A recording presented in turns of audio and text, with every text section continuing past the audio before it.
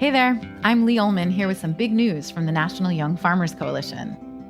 We're partnering with Heritage Radio Network on a special season of The Farm Report. It's all about what's happening with the Farm Bill and how it impacts farmers and eaters. I am growing diversified vegetables on land that's been in our family for 150 years. And so with the pandemic, gentrification, property values going up, we had to sell the land and we lost it. Join us as we uncover the untold stories behind this massive piece of legislation that shapes how we grow our food, what we eat, and so much more. The problems we have had, those are things that come from earlier Farm Bill and USDA policy, right? Like Earl Butts, get big or get out. You know, it's my responsibility to know not only what I'm eating, but then like how that all came to be. And realize like, wow, like this piece of legislation, all this money, like it's technically something that I support as a taxpayer. While Congress debates the next Farm Bill, this is not just an invitation to listen. It's a call to action. Be part of the conversation. Subscribe to the Farm Report on Heritage Radio Network, wherever you listen to podcasts. This episode is brought to you by Route 11 potato chips. Made with a secret recipe and superior ingredients, their mission is to make an outstanding product in a safe and clean environment. To learn more, visit rt11.com. This week on Meat and Three, we bring you stories about the coldest, darkest season. We start in a California vineyard. It's cold, but it's wet, and things are still alive. There's a lot of life in this soil. We explore two frontiers of cocktail culture: luxury ice, and the rise of non-alcoholic drinks. The rocks traditionally becomes 25% of your drink's volume, and as such, it imparts smells and tastes. And we investigate the risks facing New York City delivery workers during the harsh winter. In the wintertime, after 2 hours of biking, it's quite easy actually for the bikes to spin upside down or slips or slide. Tune in to this week's episode of Meat and Three, that's MEAT+THREE, for some food for thought to sustain you through the dead of winter. Subscribe wherever you listen to podcasts. Hello and welcome to Snacky Tunes. I am one half your host, Greg Bresnitz. On today's episode, Darren speaks to the art of plating. We talk about the start of the site and how plating has taken visuals of food to another level and how you can add a little beauty to your plate. And then live in studio, we have Abe Seaforth on his new record, Solstice One, and how we can return to nature through abstract, improvisational, electronic music. So sit back, relax, and here's another episode of Snacky Tunes. We talk about food, we talk about music, with musical dudes, finger on the pulse, Snacky Tunes.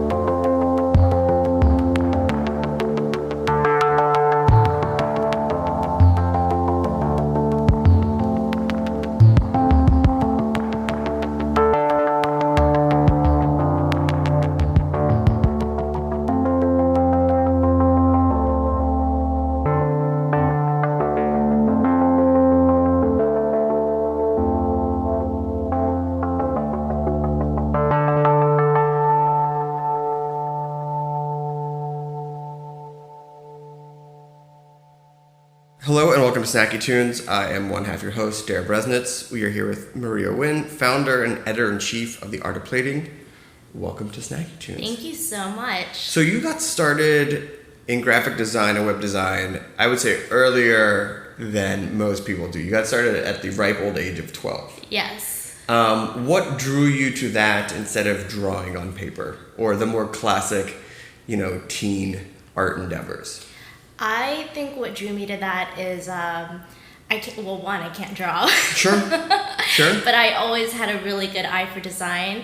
And I think what really drives me is like curiosity. And so at the time when I started getting into graphic design was when the internet just started exploding. And there was this concept of a website, which I was like, what is a website? What year is this? This was maybe, 2002, 2011. Okay. So very early on. Very early on. Yeah.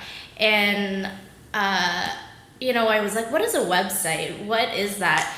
And then, one of my cousins, she's a little bit older than me, she's like, oh, this is a website. And then there's like these websites where you could code it yourself and design. So I started playing around with Paint because that's what everybody does when you have a computer, right? Sure.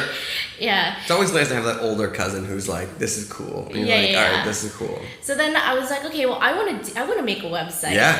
And I opened up Paint and I designed my first website and I got into like coding at a really early age.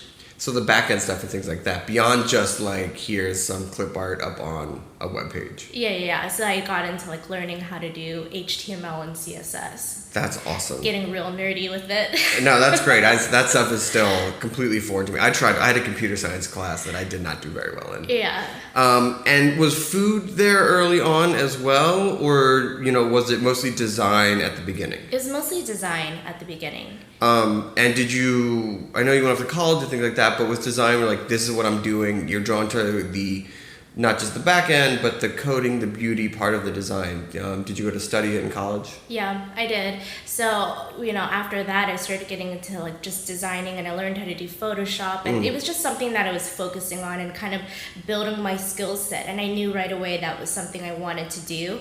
I went to school for it. I went to college for it. Then I got out of college and, right away got into a design job. And when did you feel that you had an eye?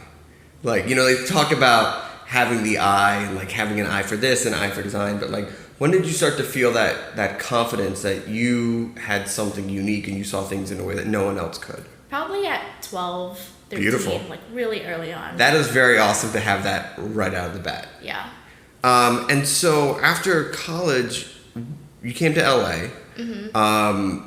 What brought you to LA? Because design in the late aughts and things like that, LA was burgeoning and it had a scene, but New York seemed like maybe a stronger beacon. What brought you out here? I moved to LA because one, I'm attached to my car. Oh, there you go. And I don't do the snow. And I had the choice between LA or New York. Sure. And I just decided on a whim, I'm going to move to LA. And then I didn't even have a job at the time. I didn't even know anybody here. I just figured I'll move to LA. Sight unseen? Yeah. Had you been here before? No, I hadn't. And I just had like a gut feeling that I was like, LA seems pretty cool. I want to move to LA. What year was this? This was 2011. Okay. And so what were those early days like moving out to LA, being a designer? When did food start entering your world and your sphere? Probably, I always love food. Mom cook, grandma cook? Mom cook. My family's Vietnamese, so food's like a big important thing to us. And, food is always really important. And all of our family interactions was always around the meal, like around the table. So, that was always really important to me. But so funny thing is I grew up in Florida, which is like, I shouldn't even be saying that. No, you can say that.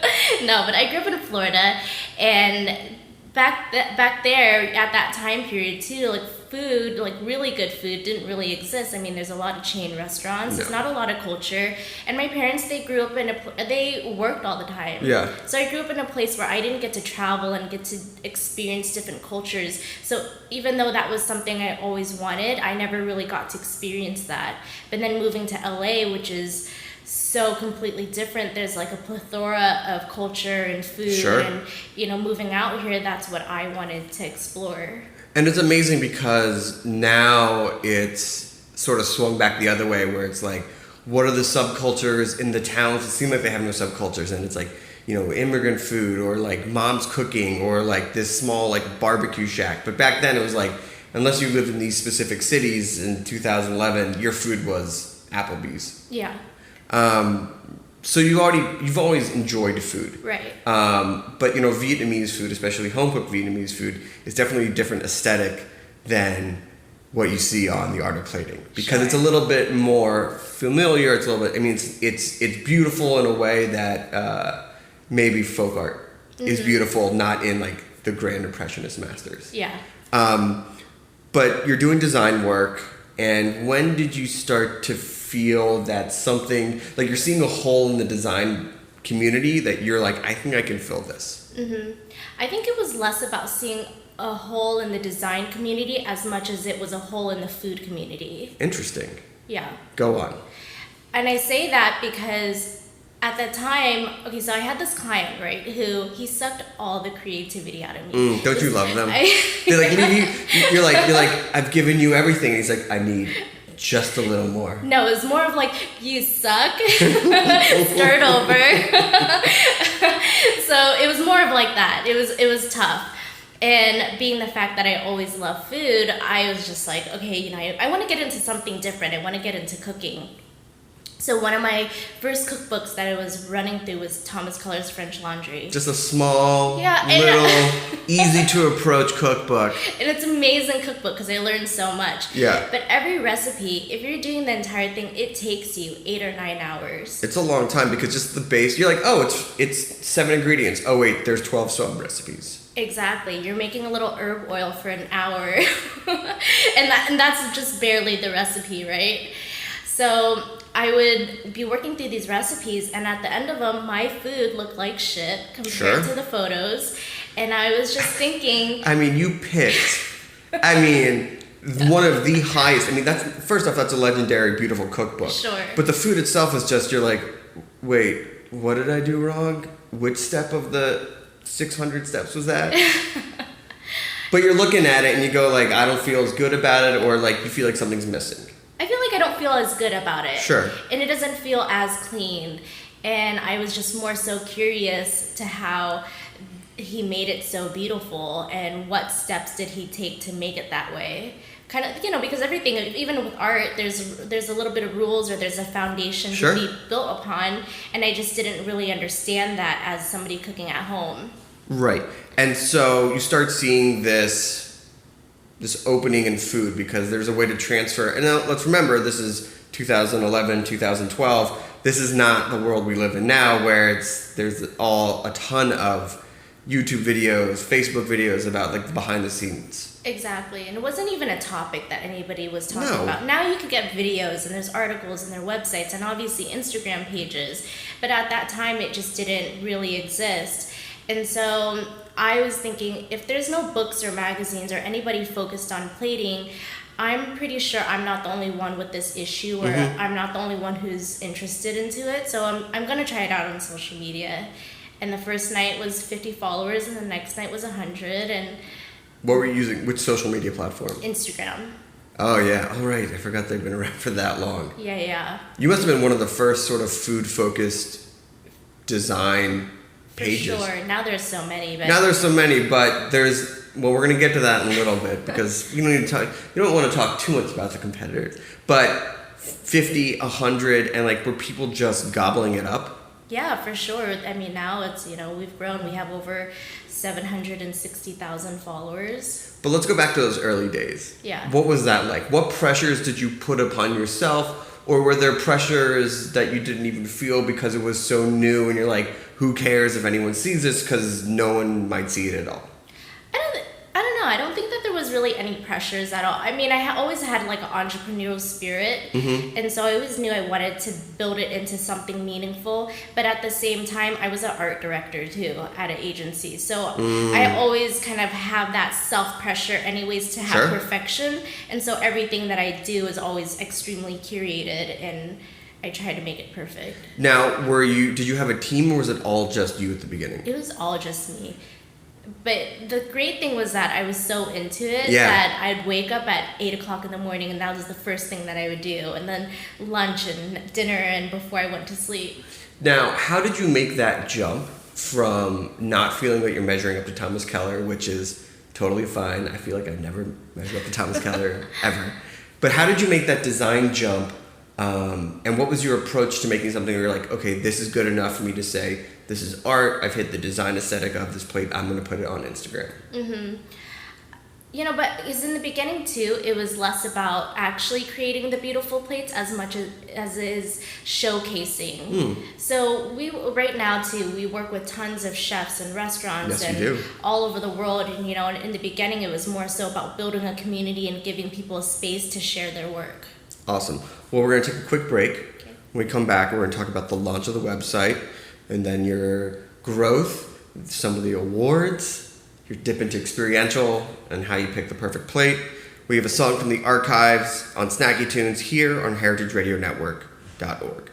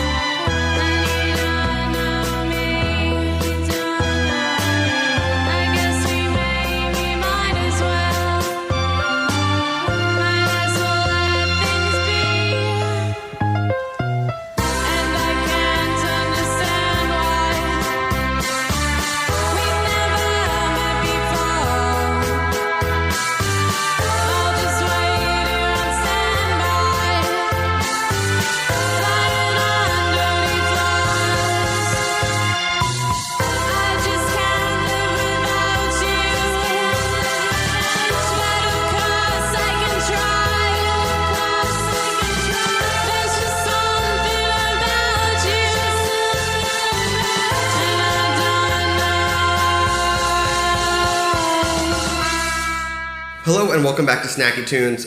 I am one half your... Sorry. Hello and welcome back to Snacky Tunes. I'm here with Maria Nguyen, founder and editor-in-chief of The Art of Plating, whose Instagram, if you ever just want to bliss out over beautiful plates of food, just put on the 4 seasons, start scrolling down.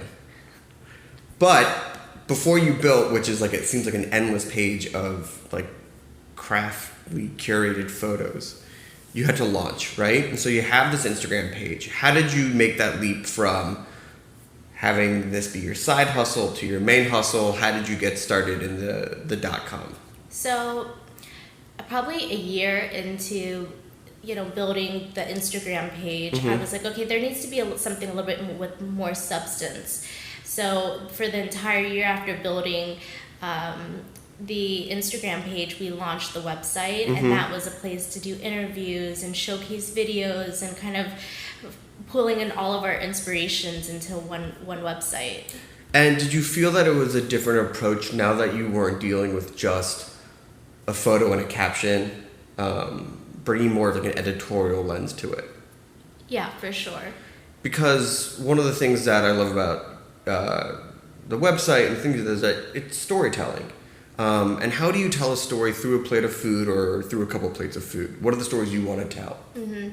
I think what really inspires us as a team and what we do is more so about the creativity of things. So that's kind of like the catalyst of everything that we do is, focusing on what inspires a chef. Because I always think plating is a really big personal expression.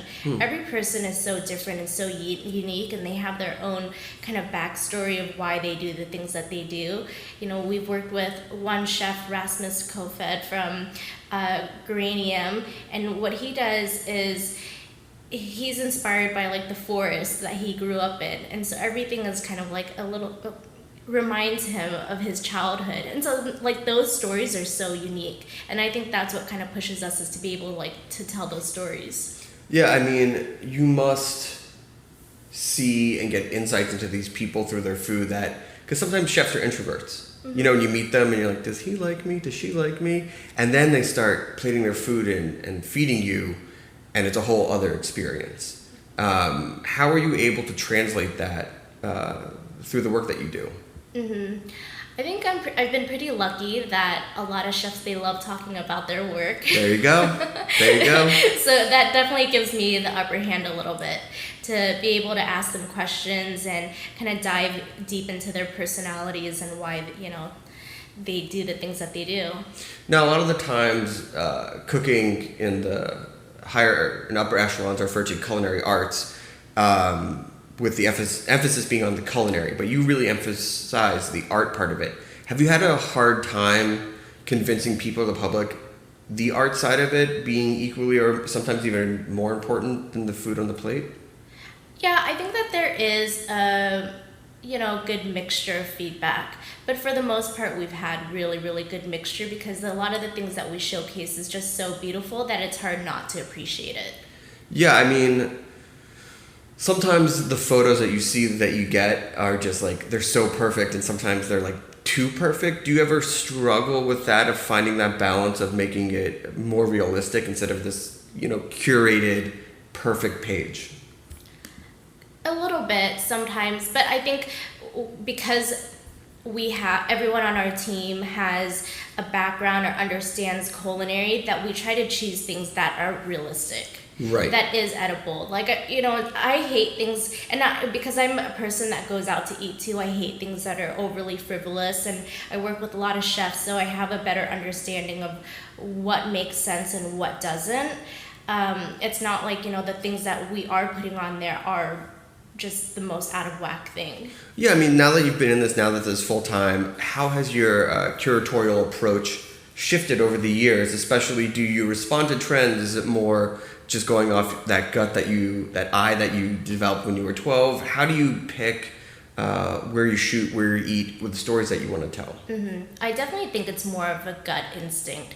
We're always trying to find chefs and people who are doing things that are different than what you'd normally see, because there are trends. It's hard not for there to be trends. It's almost kind of like fashion in a way. When an amazing chef is doing something incredible, it's hard not to pick up what he's doing and see a million other people to do it. So we try to find people who are just doing things a little bit more unique. So the website's up. It's up a couple years. The awards start coming in for some of the short films you make. Savor calls you Best Designed Blog. When do things start shifting? When do things start solidifying in your mind and around the content you're putting out, being like, oh, this is a real thing. This is a real endeavor. And what we're saying is breaking through, making a point, and being recognized. Probably in year 2 is when... Just pretty good. Yeah. Pretty good. Actually, early on, I always knew. But year 2 was when I felt that, okay, we're in a great place. And this is when I quit my job, too. How was that day? It was awesome. How long had you been thinking about it? For a whole year.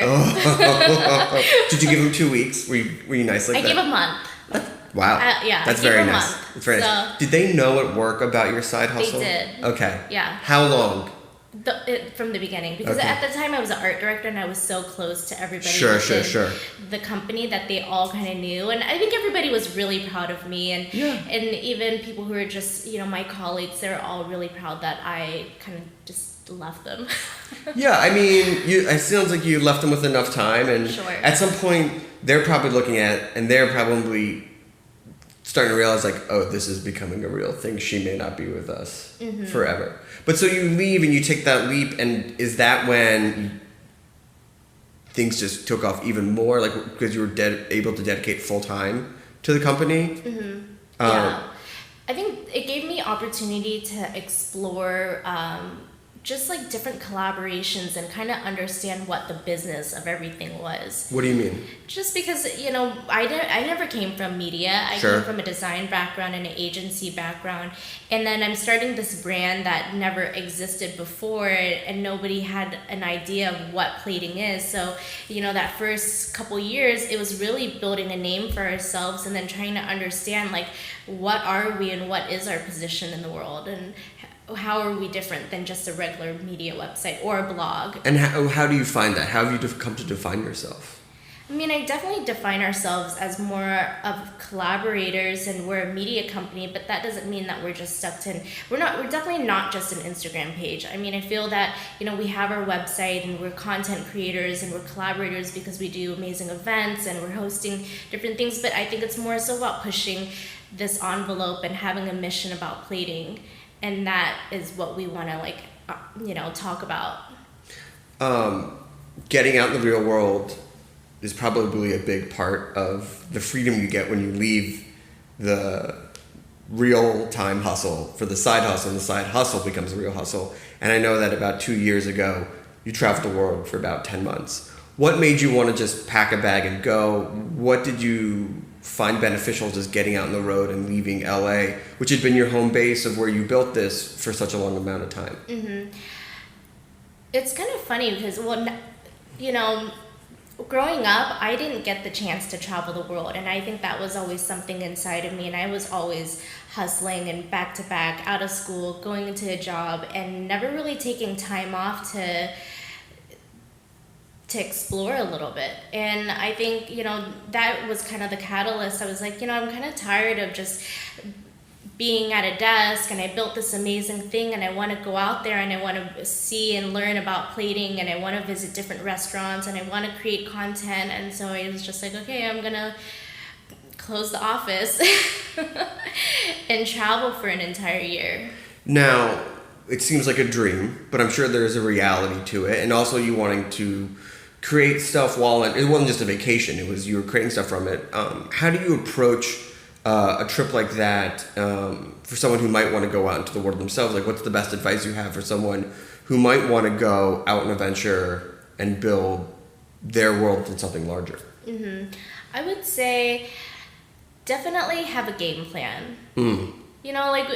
It's great to want to go to Paris for an entire month, but once you get to Paris and then you're not there and you're not prepared and you don't really have a game plan, people who you want to meet and things that you want to do, that could be a struggle. Europeans are planners. Yeah, for sure. Like, there's not like a drop in. Once you get to the, once you can get through in the email or something. Yeah. And so you went with a plan, and how did you feel working with the international chef community versus the American community? Were they equally as receptive, more receptive? Did they get what you were doing with the art of plating? And was it easier because you had built up such a deep trove of work? It was a lot. It was pretty easy. I mean, I'm actually really grateful, and I feel really blessed because we were in a great position at that time too, that a lot of people knew what the art of plating was. So it wasn't a struggle for us to get in the door and meet with different people. And in general, I feel that the culinary community is extremely accepting. Yeah. I mean, they're really, if they realize that you're for real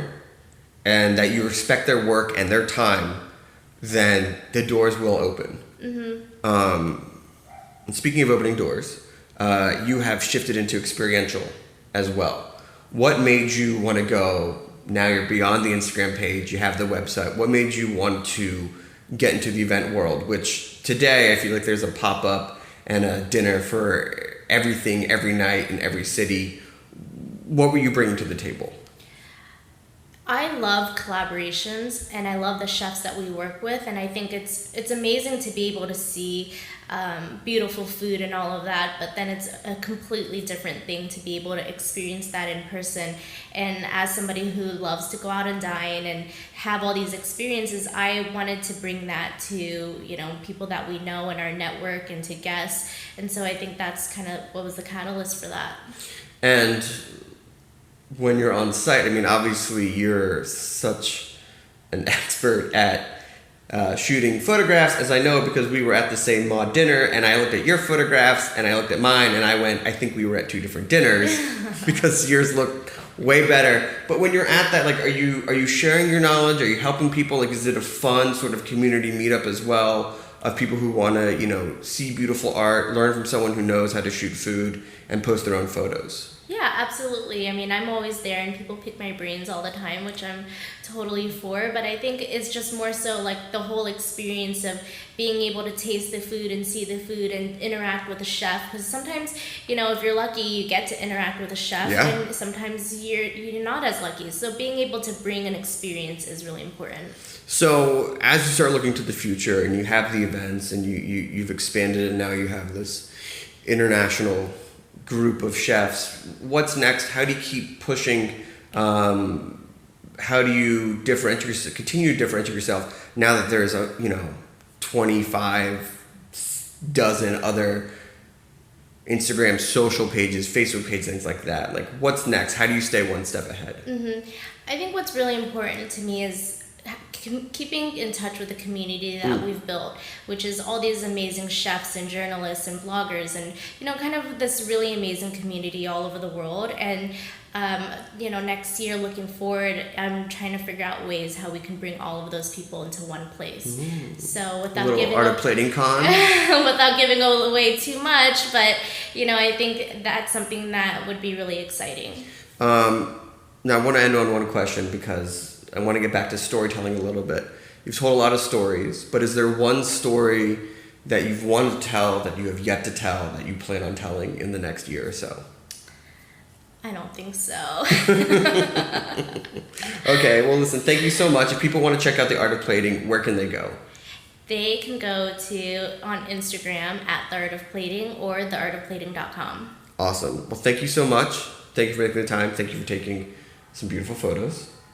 We have a song from the archives and then a live performance here on Snacky Tunes on heritageradionetwork.org.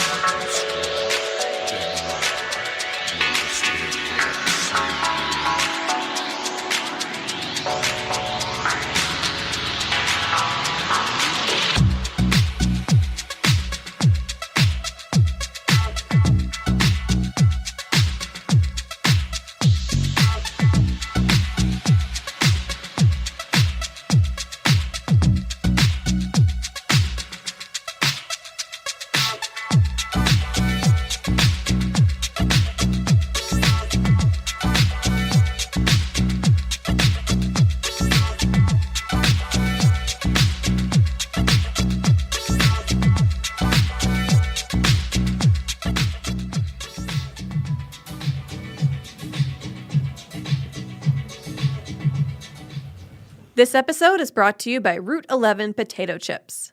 From the moment Route 11 dropped their first batch of chips back in the early days of 1992, they understood their destiny as a high-quality producer.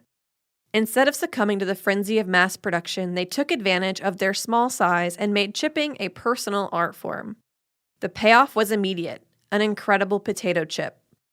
With a secret recipe and superior ingredients, their mission is to make an outstanding product in a safe and clean environment. In this world of uncertainty that we live in, Route 11 potato chips believe comfort food can be just that. Know where your food comes from. To learn more, visit rt11.com. Hey, are you enjoying this podcast? Heritage Radio Network has plenty more. My name is Kathy Irway, and I'm the host of Eat Your Words here on HRN. Every week I sit down with food writers to talk about their newest work, from colorful cookbooks to food memoirs to exposés on the food industry. It's all meaty topic for discussion. You can find Eat Your Words wherever you listen to podcasts and on heritageradionetwork.org. Solstice 1, a series of music centered around events in nature.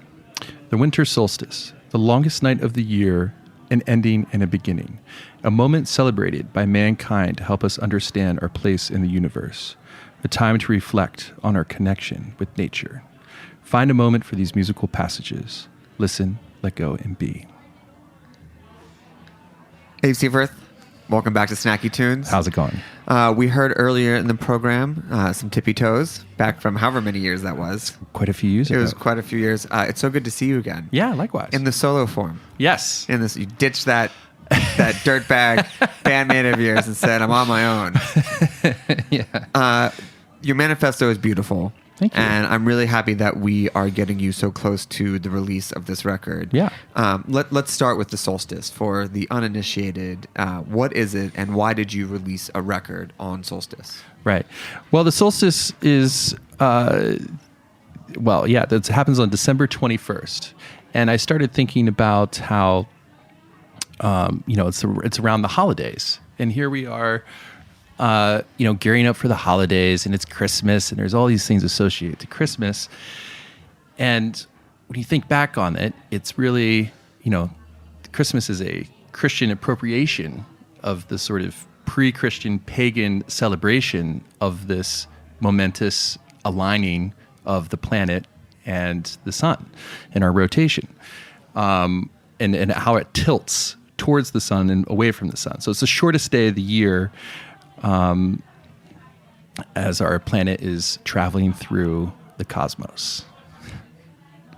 And why did you decide to put a record out on Solstice, and how far back did you have to start working to meet that deadline?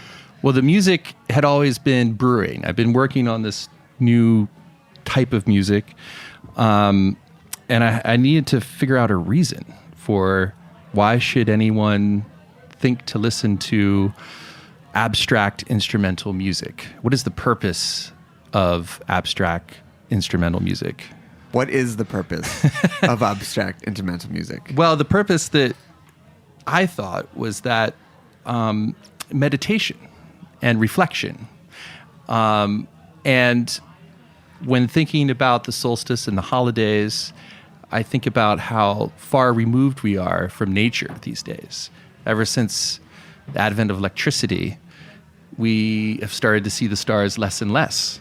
And here we are in the city, and we never see the stars. We see the North Star every now and then. We see the moon every now and then. But we don't really have any connection to what people used to see all but 150 years ago every night in all its glory, If you've been out, I'm sure you've traveled. When I was in Utah a couple years ago, actually seeing the Milky Way just blew my mind. And that used to be what all of mankind used to see every night. Do you think it was mind-blowing for them, or just like, ugh, the stars? Well, no, I think it was... Or just the terror of the night?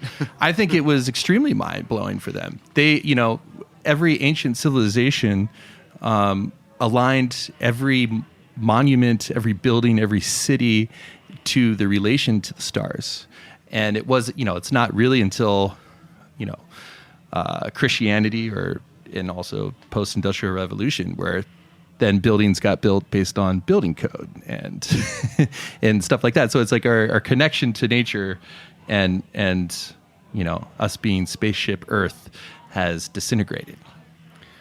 How do you find a connection to nature through electronic music? Well, yeah, there's a bit of the paradox because I'm talking down on electronic and technology while using it.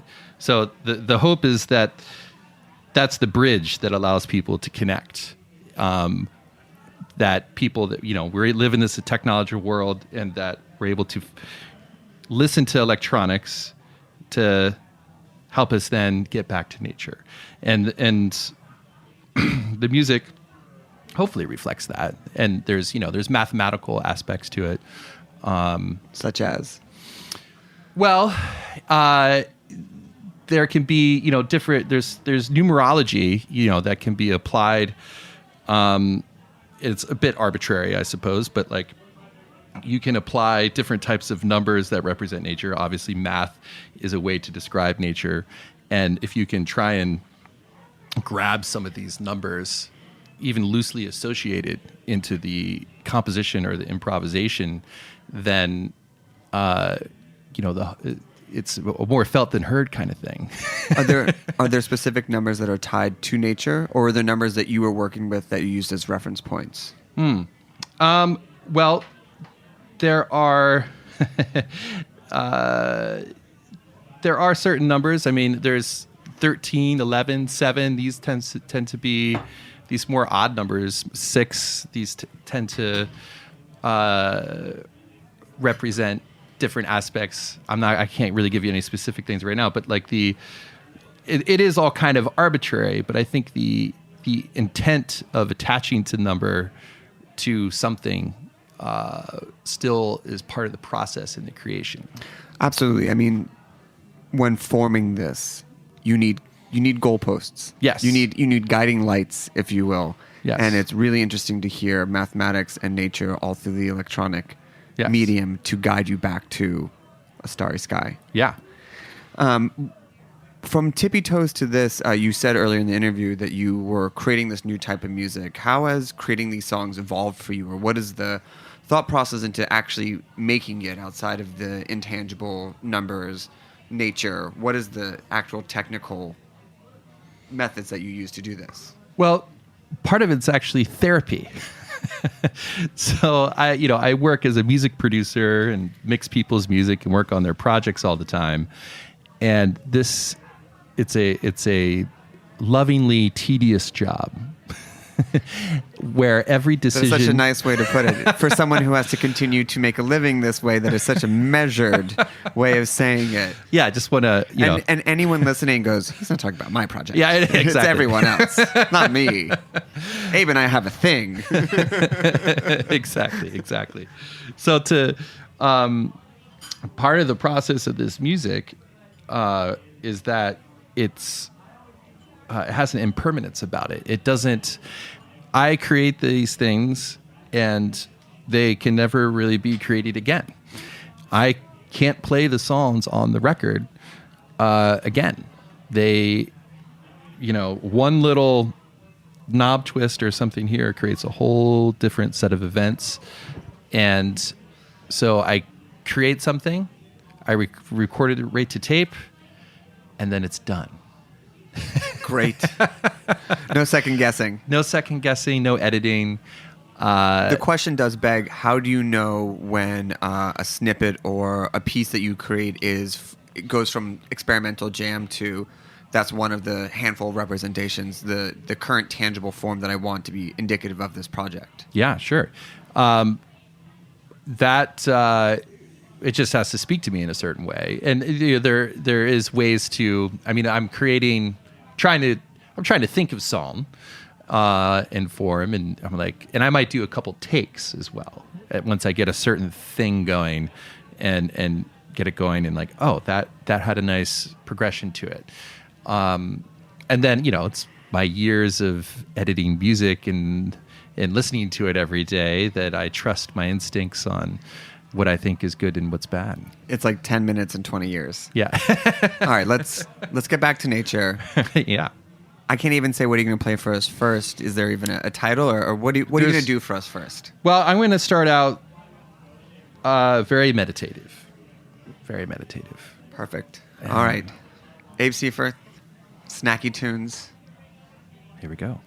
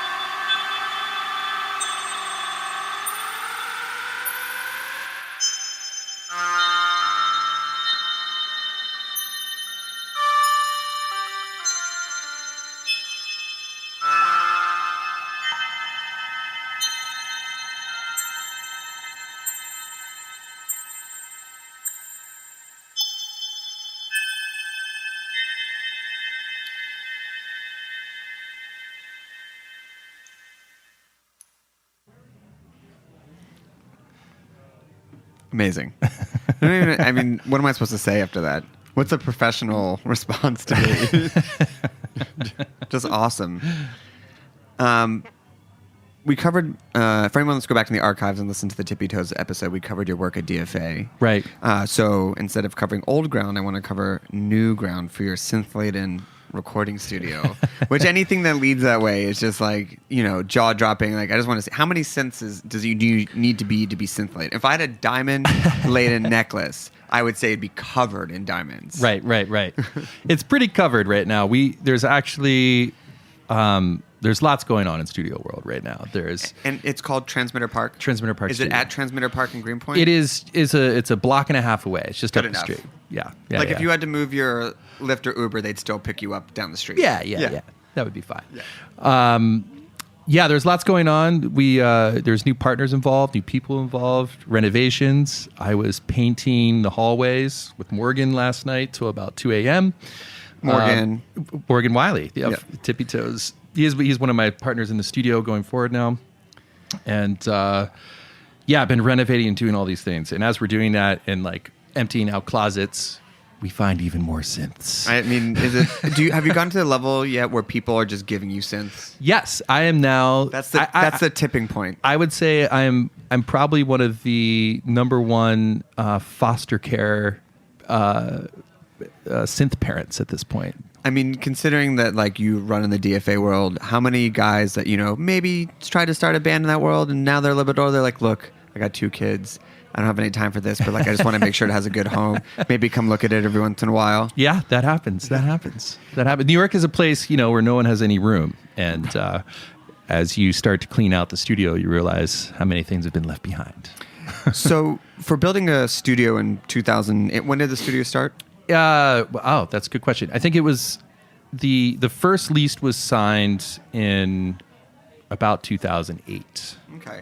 So 2008 to 2019, technology has changed. What makes a good studio, and what advantages do you have now for focusing on synths that makes you competitive or allows you to work with the artists you want to work with? Yeah, well, I'll break it down to a couple things. Specifically with synths, the world has changed in synths a lot in the last 10 years, and it used to be that synths, you had to go to a studio to get them, and they only had to be vintage.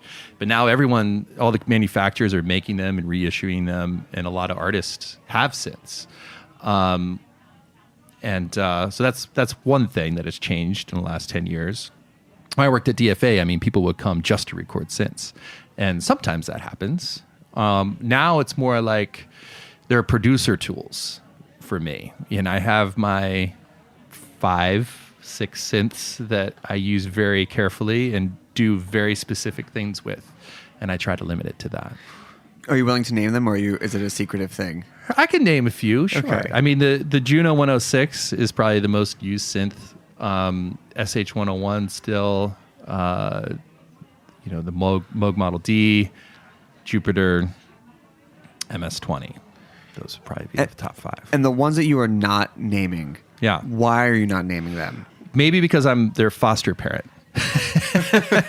And I don't want to, they might disappear on any day right now. So I'm foster parenting a CS80, which is great. And I'm going to use it a lot, but it could disappear at any day. Is that a thing in the past where people won't say what they use? Is knowledge so readily available and you could kind of reverse engineer what a sound is? Or is that just not a thing anymore? I think it varies person to person. It's like, I know, I just referencing James Murphy, for instance, like people would obsess about the drum sound and how a mystery it was. And then there's a whole article online about every last detail of what he did. And he's willing to share it. And I think most people are willing to share. It's a tricky thing because it's like, it doesn't, the gear and stuff, it really doesn't matter. And sometimes if you're, so it goes either way. I don't really care. I'll tell anyone anything. Do you see yourself more as a Sherpa now, or a guide to like, hey, I've got this amazing synth and I only know how to use 5% of it, and you help them unlock, whatever secrets it might hold? Oh, for sure. Yeah, that definitely happens. One of the things that you said to me I thought was interesting is that you were part of New York City's underground improvised music scene. Yes. How big of a scene is that, and who are some of the players in it? Well, it's been... When I first moved to New York City, it was probably my most active time, and that was back in 2001, 2002, when Tonic was around. I don't know if you remember Tonic. Yes, and for all of those who don't know what it is, please go read Meet Me in the Bathroom for your slice of early 2000 New York history. Yeah, so there's Tonic, there was Zebulon, and I played in various groups, played in a group Droid, played in a group Elliptical Ferns, and at the time, I was doing a lot of sort of hybrid guitar and synth improvisation. And I was also attending the New School for Improvisational Music at the time, and performing with some of my professors and some of my classmates. And kind of got derailed for a bit, but with studio stuff, and now I've gotten back into it. One of the main people I've been performing with lately is Jason Lindner. He's sort of synth jazz guru, I guess, but he played on the latest Bowie record.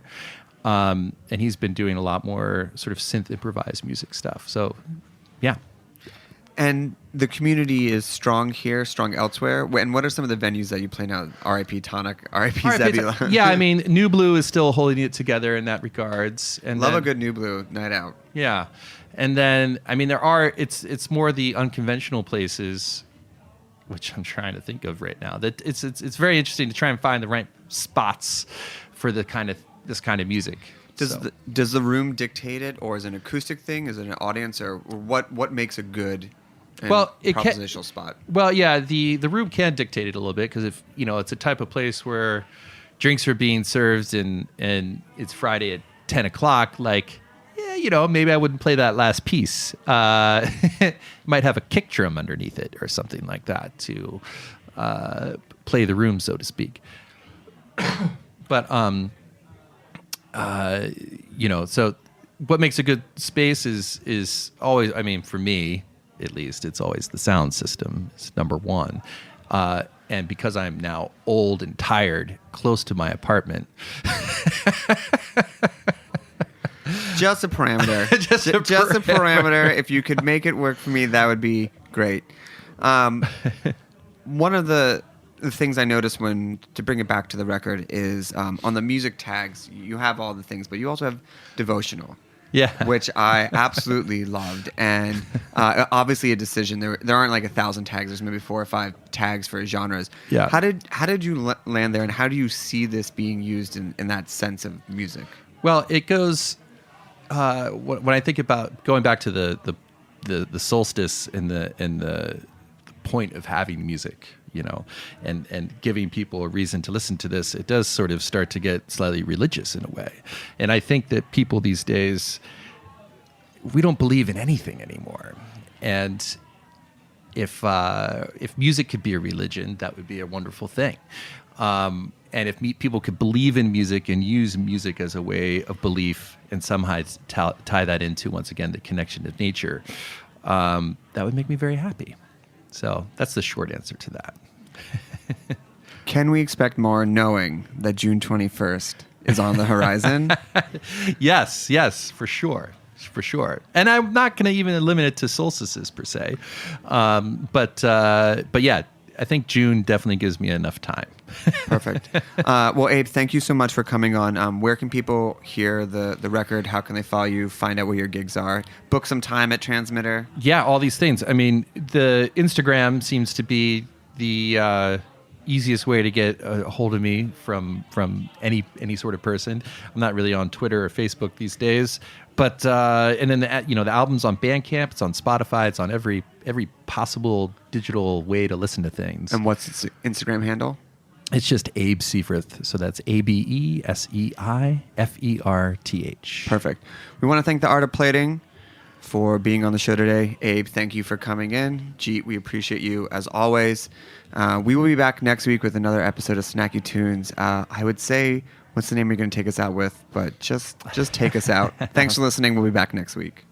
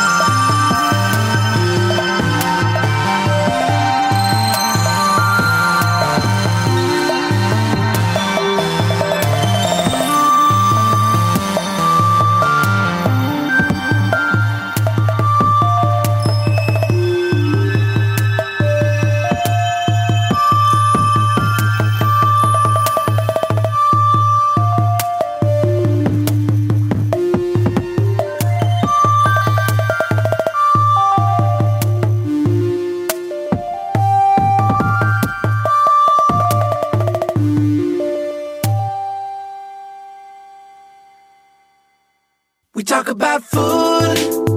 We talk about music with musical dudes. Finger on the pulse, snacky tunes. Thanks for listening to Heritage Radio Network, food radio supported by you. For our freshest content and to learn more about our 10-year anniversary celebration, subscribe to our newsletter.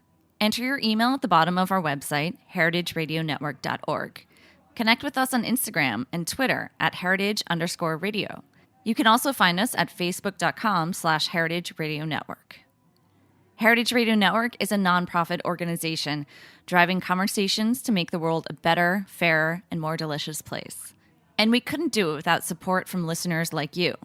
Want to be a part of the food world's most innovative community? Subscribe to the shows you like, tell your friends, and please join the HRN family by becoming a member. Just click on the beating heart at the top right of our homepage. Thanks for listening.